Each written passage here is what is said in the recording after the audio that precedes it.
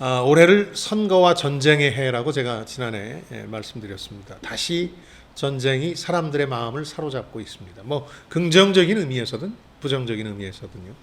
지난해 2월 24일 러시아가 우크라이나를 침공했을 때 충격이 대단했습니다. 사실 2차 대전 끝나고 나서 특히 유럽 대륙을 중심으로 해서 다시는 전쟁이 없어야 된다 그래서 많은 일들을 했죠.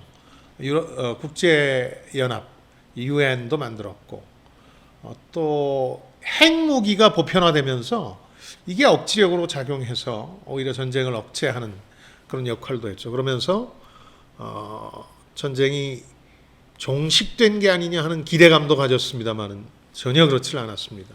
2차 대전 이후 유럽 대륙에서 벌어진 최초의 전면전이 바로 우크라이나 전쟁이었죠.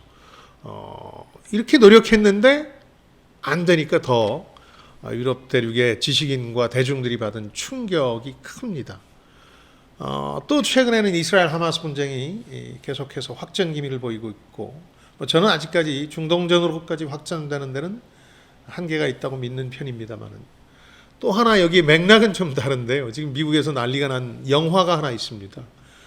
미국 내전, 그러니까 2차 남북 전쟁 시나리오를 그린 영화인데요. 시빌 워라는 게 지금 상당한 충격을 주고 있습니다. 정치적 양극화, 또 이 주들의 합종 연행과 대립, 갈등, 주간에, 또 여기에서 언론과 SNS가 자신들의 이해를 위해서 진실보다는 거짓을 더 선동하는 상황에서 내전이 발발하지 말란 법이 있느냐, 뭐 미국이라고 전쟁의 예외 지역이냐 하는 의문을 던지는 영화이기 때문에 그야말로 공포를 안기고 있습니다. 흥미로운 관점이 하나 있습니다. 저도 늘 생각하는 건데요. 이 오늘날 전쟁은 대단히 지적인 사람들이 다양한 법과 제도를 다 고려해 가면서 결정합니다. 그러니까 전쟁이 미친 짓이라는 걸 충분히 알만한 사람들, 결코 미치지 않은 사람들이 이 미친 짓을 벌이는 이유가 뭘까 하는 겁니다. 이걸 설명하는 게 생각보다 까다롭습니다. 이스라엘 하마스 분쟁이 확전되게 된 계기가 바로 4월 1일에 있었던 이스라엘의 시리아 영토 내에 있는 이란 영사관에 대한 폭격이었죠. 이때 이스라엘이 장군 3명을 포함해서 11명을 사살하게 되는데, 잘 아시겠습니다만 대사관이나 영사관은 그 나라의 영토나 주권이 미치는 곳입니다. 그러니까 이란 영토를 폭격한 셈이죠. 이 당시 일이 지금 전모가 좀 드러나고 있는데요. 물론 이스라엘 자체는 지난해 10월에 있었던 하마스의 기습 공격 이후에 보복 전쟁을 수행 중이었죠. 그 결과 이란의 대리인격이라고 할 수 있는 하마스뿐만 아니라 레바논의 헤즈볼라, 또 예멘의 반군 후티, 또 시리아 등과 이제 대리 전쟁을 치러왔는데, 이란은 이스라엘이나 미국과는 직접 교전하지 않겠다 이런 방침을 직간접적으로 계속해서 내비쳐 왔습니다. 이렇게 분명히 이란이 의도를 밝힌 마당에 이스라엘은 왜 사실상 이란의 영토라고 할 수 있는 시리아 내 이란 영사관을 폭격했느냐, 이게 상당히 의문이 드는데, 이 결정에 대해서 최근 미국 언론들 탐사 보도를 쭉 훑어보면 자신들의 최대 후원자격인 미국에도 이 결정을 공격 몇 분 전까지는 알리지 않았다 그래요, 이스라엘이. 반면에 이스라엘 공격에 대한 이란의 보복 공격은 이란이 오히려 주변 중동 국가들을 통해서 충분히 통보한 것으로 알려지고 있죠. 그러니까 의문이 남습니다. 이 이스라엘의 시리아 이란 영사관 공격이 확전을 노린 건가, 아니면 이란의 보복 공격은 없을 것이다라고 확신한 결과인가. 확전은 음모론이긴 합니다만은 꽤 퍼지고 있습니다. 지금 미국과 이스라엘의 관계가 상당히 좋지 못하기 때문에, 바이든과 특히 네타냐후의 관계가 좋지 못하기 때문에 이스라엘 네타냐후 정권의 생존을 도모할 술책이 될 수도 있으니까 확전이라는 게, 이런 것들이 제기되는 걸 테고요. 근데 지금까지의 결론을 보면, 이 탐사 보도들을 쭉 살펴보면 이란이라는 상대국뿐만 아니라 미국이라는 동맹국의 반응조차 제대로 예측하지 못했다는 겁니다.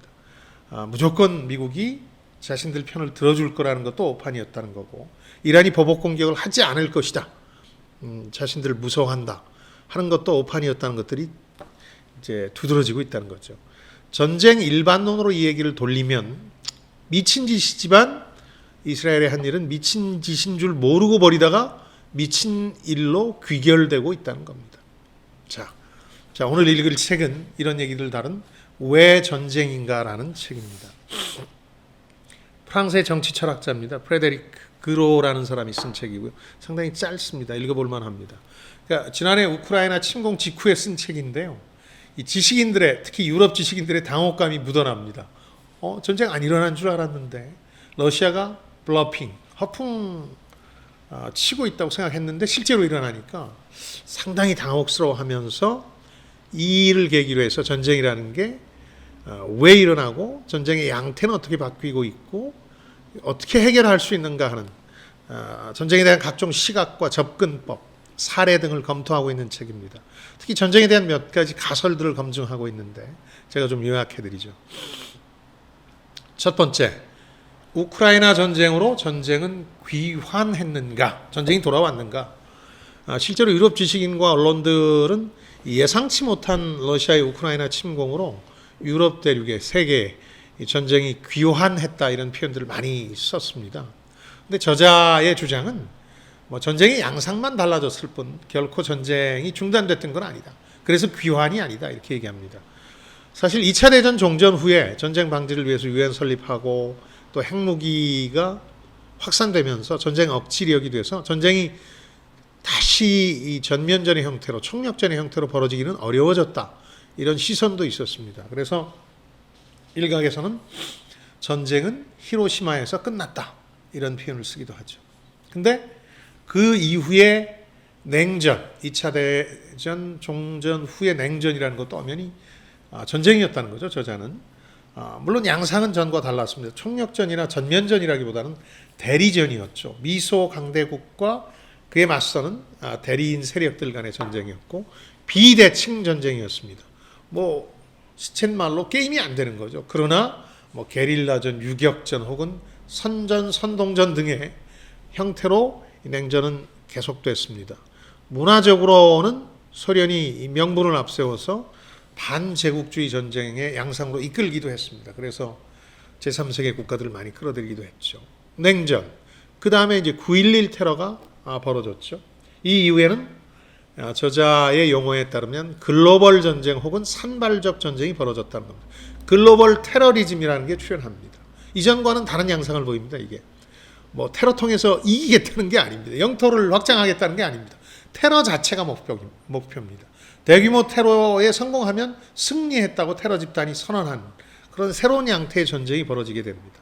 당연히 강대국들은 무차별적인 논란 많은 전방위 감시와 통제 체제를 구축합니다. 또 국지적으로 개입하면서 대응을 하게 되는 거죠. 또 다른 전쟁의 양태도 생겨납니다. 2010년대 이후에 북아프리카 또 중동을 보시면 시리아, 리비아, 예멘 같은 데서 만성적인 내란 상태가 빚어집니다. 이건 혼돈 유발 전쟁이라고 저자가 이름 붙였는데, 그러니까 소수 권력 집단 간의 이해 갈등 때문에 벌어지는 전쟁인데, 내전인데, 이 세력들이 한 세력을 완전히 전멸시키기 전까지는 평화를 추구할 생각도 없습니다. 협상도 안 합니다. 수단이라는 나라는 이미 2000년대에 80만 명을 대량 학살한 제노사이드한 세계적인 학살의 역사를 가진 나라인데 지금 또 그 당시 학살의 주범 둘이 사이가 갈라져서 내전을 벌이고 있죠. 이 수단 라이벌들이 벌이는 전쟁은 결코 협상으로 끝나지는 않습니다. 어느 한쪽이 괴멸돼야 끝나는 혼돈 유발 전쟁입니다. 이 밖에 또 종교적 폭력이라든가 지복천년설, 이 전쟁은 영원히 지속돼야 우리가 천년의 왕국을 건설할 수 있다. 이런 믿음이 전쟁을 불가피하게 만드는 경우도 있습니다. ISIS 같은 경우가 대표적이죠. 자, 이런 걸 보면 인간이 전쟁으로 회귀했을 뿐 전쟁으로 귀환한 것은 아니다. 저자는 이렇게 정의합니다. 모든 나라가 전쟁을 시작할 때 정의를 얘기합니다. 근데 묻습니다, 저자가. 정의로운 전쟁이라는 게 과연 존재하는가? 뭐가 정의로운 전쟁인가? 러시아도 정의 얘기했습니다. 러시아 우크라이나 침공하면서 원래 우크라이나가 러시아 영토였다. 그곳에 러시아인이 많았다. 또 우크라이나에 신나치 세력이 있다. 이런 얘기를 하면서 전쟁을 시작했습니다. 근데 그게 정의의 근거가 될 수 없다는 건 너무 명백합니다. 우선 우크라이나 입장에서는 이 루스 공화국이라고 불리는 러시아가 카자흐, 이 코작 쪽에 뒤늦게 국가를 형성한 세력이기 때문에 자신들이 원조라고 주장할 수도 있습니다. 또 러시아인의 존재도 많긴 합니다만은, 북부 지역이 많긴 합니다만은 20%를 넘는 곳이 많지는 않습니다. 소수 세력입니다. 소수 세력. 그리고 우크라이나 내 신나치 세력 존재도 가능하기는 합니다만 이게 뭐 메인스트림이 됐다는 근거는 없습니다.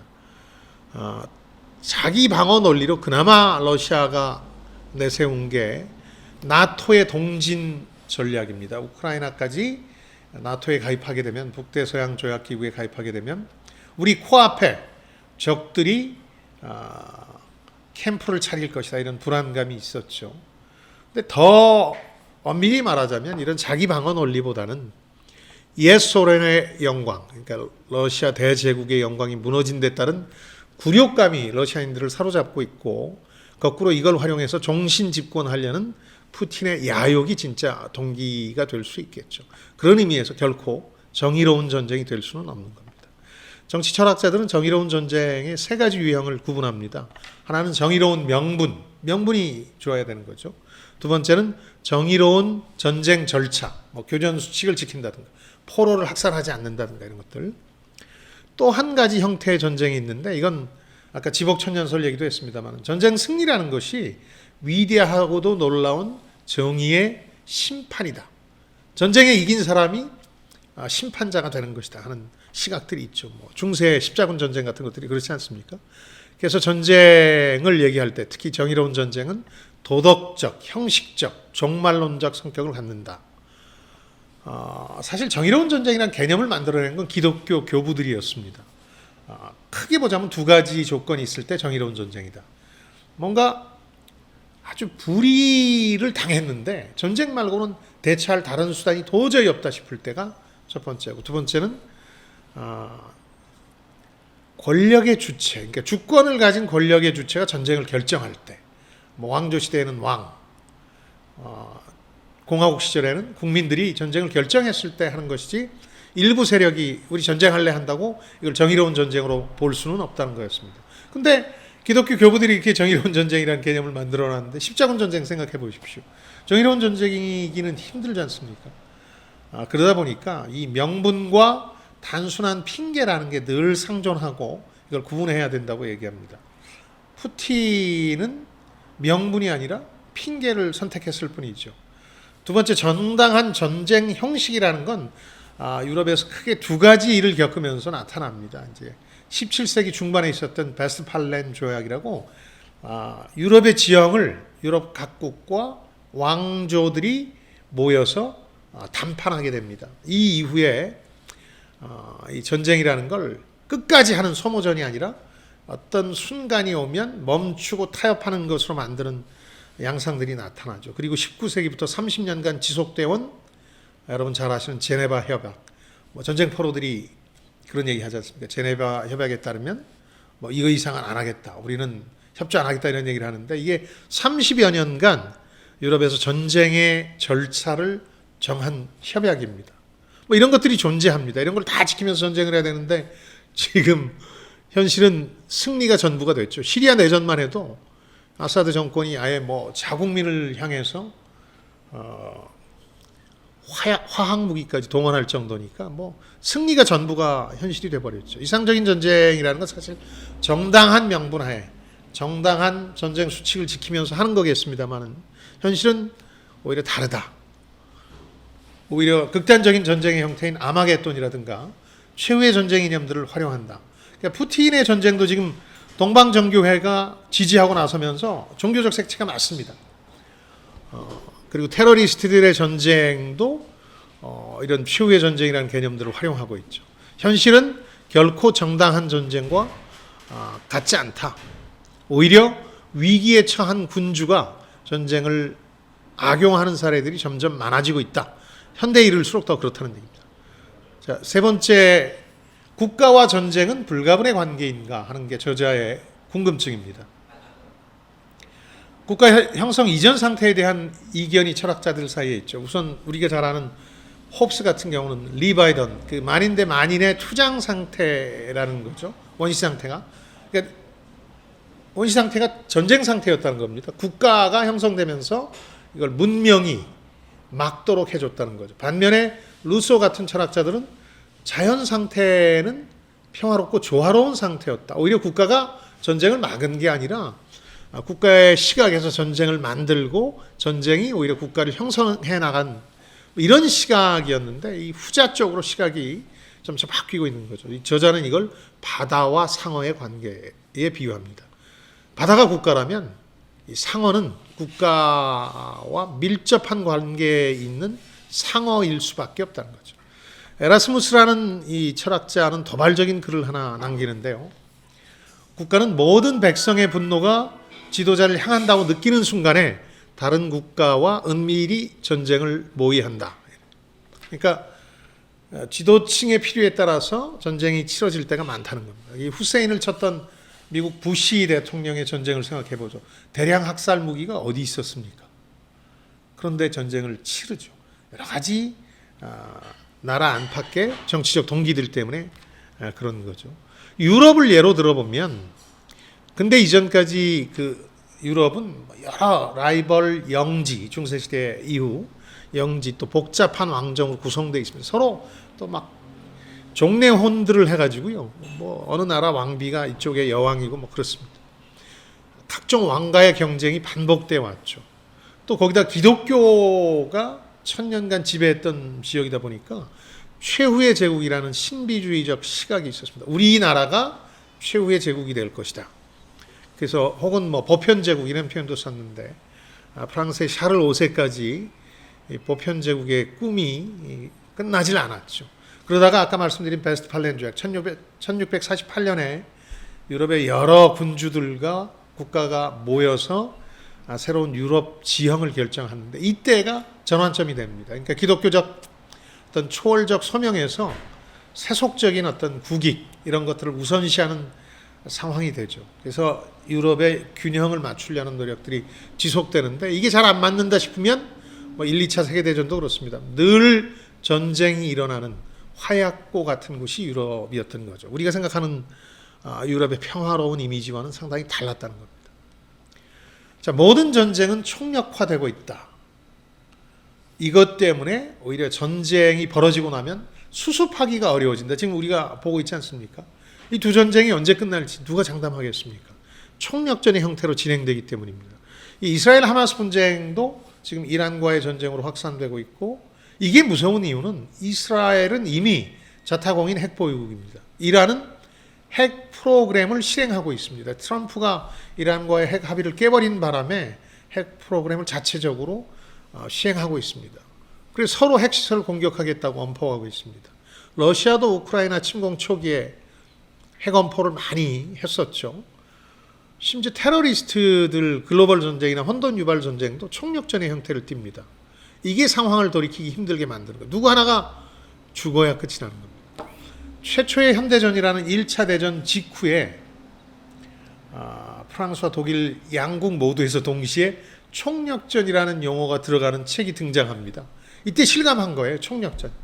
한두 명 죽고 끝나는 게 아니라 예전처럼 뭐 왕이나 용병대장이 전투에 나가서 죽어서 끝나는 전쟁이 아니고 한쪽 세력이 괴멸돼야만 끝나는 전쟁이 됐다는 걸 실감한 겁니다. 사실 그 전까지는 용병을 썼어요. 전쟁에서 대부분의 유럽 국가들이.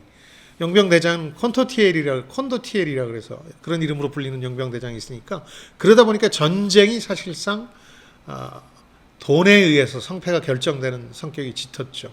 근데 초기에 로스차일드가가 유럽 대륙을 지배했던 것도 이 돈을 통해서 전쟁을 지배했기 때문이죠. 이후에 총력전이 되면서 세 가지가 등장합니다.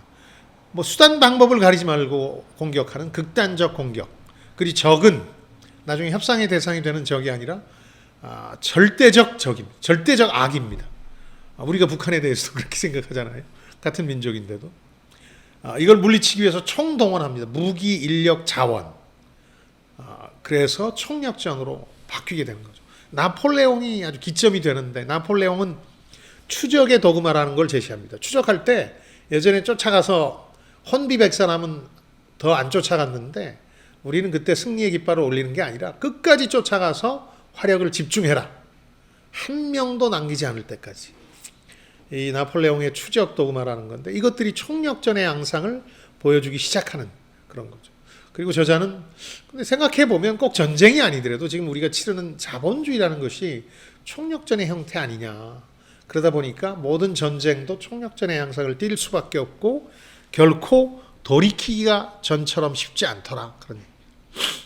자, 그러면 이제 다시 왜 전쟁을 벌이는가? 인간의 본성 어떤 것들이 전쟁을 불가피하게 만드는가를 따져보고자 합니다. 저자는 홉스의 가설을 다시 제시하는데요. 세 가지를 얘기합니다. 탐욕, 공포, 명예욕입니다. 공격성을 타고난 본성이 있다는 거죠. 사람들한테. 탐욕, 물질적 이득이 있잖아요. 영토를 더 획득할 수가 있고 희소성이 있는 자원을 확보하는 게임이니까 전쟁은 불가피한 거죠. 두 번째, 공포가 있죠. 상대는 우리를 죽이려고 할 것이다. 상대의 악의를 예단하면서 생사를 건 투쟁으로 만들어버립니다. 다시 에라스무스의 말을 옮기면 전쟁은 가장된 전쟁으로부터 탄생한다. 그러니까 상대편이 우리를 죽일 거야. 전쟁 불가피해. 이런 얘기들이 나오다 보면 전쟁이 벌어질 수밖에 없는 거예요. 또 하나 허영심이라는 거, 명예욕 이런 것도 전쟁의 본성이라고 하는데요. 모든 나라나 개인 인정받고 싶어하고 그런 게 죽음이나 멸망의 공포를 넘어설 때가 있죠. 목숨 걸고 싸워버리는 거예요. 전쟁을 하게 되는 거죠. 자, 이 세 가지 가설을 통해서 러시아의 우크라이나 침공 동기를 저자가 이렇게 분석합니다. 우선 탐욕. 영토 중에서도 우크라이나는 탐나죠. 바로 앞대문에 있어서가 아니라 곡창지대이기 때문입니다. 전 세계 식량의 40%를 공급해 줄 수 있는 곡창지대고, 그래서 1차, 2차 세계대전 당시 모두 이 지역을 차지하고자 했던 거죠. 또 나토 가입 우려, 나토가 코앞으로 왔다. 이건 공포죠. 공포를 막 조장해서 이게 뭐야? 2km만 넘어서면 나토가 우리를 침공하는 건데 뭐 이렇게 되기 때문에 공포라는 게 이 전쟁의 동기가 된 거죠. 그러나 역시 컸던 건 제국의 위상을 지키기 위한 마지막 몸부림이 자존심 같은 게 우크라이나였다. 이 명예욕이죠. 인정욕. 우리 건드리지 마. 그냥 이렇게 언제든 17세기식으로 한 나라를 우리가 잡아먹어버릴 수 있어. 이렇게 물론 오판으로 판명이 났습니다만 전쟁을 일으키게 된다는 거죠. 결국 이 세 가지를 다 해결해야 이 전쟁이 끝나는데 해결할 길은 없죠. 푸틴이 죽기 전에는. 푸틴 개인의 정치적 동기, 죽을 때까지 종신 집권하겠다는 게 가세한 이상은 쉽지 않다는 거죠. 러시아와 서방의 오판도 지금 이 총력전 양상을 바꾸기가 어렵습니다. 러시아는 뭘 오판했느냐? 전쟁 초기에는 다 아시는 것처럼 키우를 점령해서 허수아비 정부 만들어 놓고 자기들은 철수한다는 거죠. 일주일 전쟁 시나리오였습니다. 길어야 보름. 그런데 지금 1년이 넘었습니다만 만으로 잘 안 되고 있죠. 미국과 유럽도 오판했습니다. 어떤 오판을 했느냐? 러시아에 대해서 경제 제재를 강하게 하면서 우크라이나에 무기를 지원해서 대리 전쟁을 치르게 되면 러시아는 다른 지역 침공은 생각도 못할 만큼 상당히 나쁜 상황에 처하게 될 것이다. 대리전으로 러시아를 악화시킨다는 계획이 있었습니다만 러시아가 의외로 잘 버팁니다. 경제도 멀쩡합니다. 장기화가 불가피하다는 거죠. 이스라엘 하마스 분쟁도 단순히 상대 동기와 반응을 오판한 정도가 아니라 전쟁의 어떤 결말에 대해서 서로 오판하고 있죠. 이스라엘과 팔레스타인 모두 이 지역을 자신들의 것이라고 주장하면서 상대를 전멸시킬 수 있다고 생각하는 거죠. 그러면서 미국과 국제사회가 제안한 양국가 해법, 투 스테이트 솔루션이라는 걸 거부하고 있는 거죠. 공존해라, 이 지역에서. 그리고 90년대 많이 진척됐습니다만 이 협상은 최장기 총리를 하고 있는 이스라엘 네타냐후 총리가 이 절충안을 거부하고 있죠. 그러면서 유대교 정통파를 포함하는 우파 연합정부를 꾸리고 유대교 극단주의자들을 이 웨스트뱅크 서한지구 팔레스타인 정착민촌에 집어넣어서 영토를 확장하게 하고 갈등을 고의적으로 유발하죠. 이게 하마스 기습 공격의 배경이 되는 얘기인데요. 그러니까 이러다 보니까 이게 도저히 뭐 이번 전쟁만이 아니라 내부적으로 이미 전쟁을 치르고 있어서 쉽지 않다는 거죠. 팔레스타인 극단 세력이라든가 이스라엘의 전쟁 선호 이런 데 지친 그 국제문제 칼럼니스트 뉴욕타임스의 토마스 프리드먼 같은 경우는 지금의 갈등 구조에서 이 세 나라의 수뇌부들이 이득을 얻고 있기 때문에 이놈들 다 죽기 전에는 더 점잖은 얘기로 하면 이스라엘, 팔레스타인, 이란의 레짐 체인지 정권 교체 없이는 중동 평화가 있을 수 없다고까지 얘기를 하고 있습니다. 잘 아시는 것처럼 이 세 나라 수뇌부는 네타냐후 이스라엘 총리, 아바스 팔레스타인 자치정부 수반, 웨스트뱅크를 주로 서한지구를 통제하고 있고 가자지구에 대해서는 하마스한테 좀 밀렸는데 또 신정국가 이란의 종교 지도자 하메네 이 세 사람이 좀 바뀌지 않으면 평화는 없다. 그래서 이걸 3개국 해법이라고 부를 정도가 됐습니다. 결국 이 이스라엘 하마스 분쟁도 조건부 잠정 휴전은 있을 수 있는데 영원한 해결은 유언하다는 겁니다. 전쟁 상태에 영원한 종식은 불가능하다는 겁니다. 사람은 본성이 공격적이라 전쟁을 벌이는 게 아니라 전쟁을 벌여야 할 다양한 이유와 동기가 있어서 벌이고 있고 이걸 전쟁을 통해서 얻을 수 있다고 오판하기 때문에 전쟁은 끝나지 않는다. 이렇게 보는 것 같습니다. 저자는. 그러다 보니까 올해를 선거와 전쟁의 해라고 했습니다만 이 두 개의 전쟁이 언제 끝나느냐 이것만 바라보고 있을 수 없고 오히려 새로운 전쟁이 어디서 또 벌어지느냐 이걸 걱정해야 되는 상황이 아닌가 이 책을 읽으면서 그런 생각을 하게 됐습니다. 자, 지금까지 김방희였습니다. 저는 여러분들의 성공을 응원합니다. 자, 그리고 좋아요, 댓글, 구독 잊지 마시고요. 고맙습니다.